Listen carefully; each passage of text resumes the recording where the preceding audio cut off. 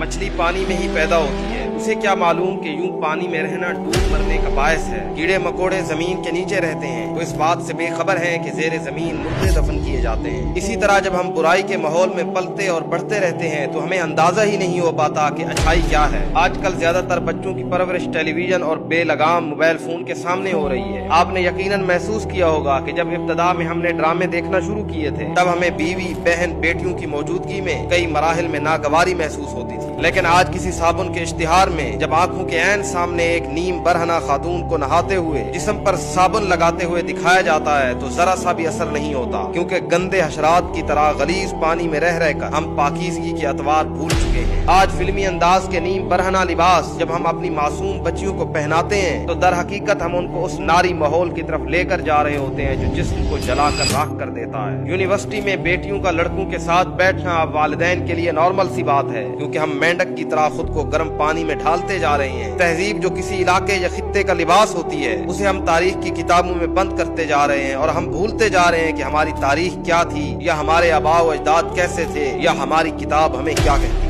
Television से लेकर शादी ब्याह तक हर एक तकरीब में हमारा माहौल नाकाबिले बयान है। ये माहौल कल तक हमारे बड़ों के लिए काबिले नफरत था, आज हमारा पसंदीदा है। अपने आप को देखिए और फिर सोचिए आने वाली नस्ल का जो आपसे 4 हाथ आगे का सोचेगी, फिर यही काम आपके लिए गुनाह जारिया बन जाएंगे। शर्म हया जो मुसलमान के लिए कई बुराइयों के खिलाफ एक ढाल की वक़्त और हैसियत रखती है, कहीं हम उस ढाल को फेंक तो नहीं बैठे, कहीं हम ऐसे बीज तो नहीं बो रहे जिसकी जड़ें कल हमारी गैरत की इमारत उखाड़ फेंकेंगी। जी बिल्कुल, यकीनन ऐसा है, हम जानकर खुद को तबाही की तरफ लेकर जा रहे हैं। आप अपने अंदर भी ये बदलाव महसूस करते होंगे, अपनी फैमिली में भी और अपने आस पास रहने वालों में भी। तो सबसे पहले खुद को तब्दील कीजिए, इस बुराई से निकालिए, और उसके बाद फिर घर वालों को और हर मुसलमान को इस कैंसर से दूर रखने की कोशिश कीजिए। और अगर ये नहीं किया फिर मेरे नबी की वो हदीस सच्ची आएगी, इज़ा फ़ातल हया फ़फ़अल मा शि'ता। जब तुम्हारे अंदर हया खत्म हो जाए तो फिर अल्लाह का तुम्हारे साथ कोई ताल्लुक नहीं है, जो तुम्हारा दिल करे करते।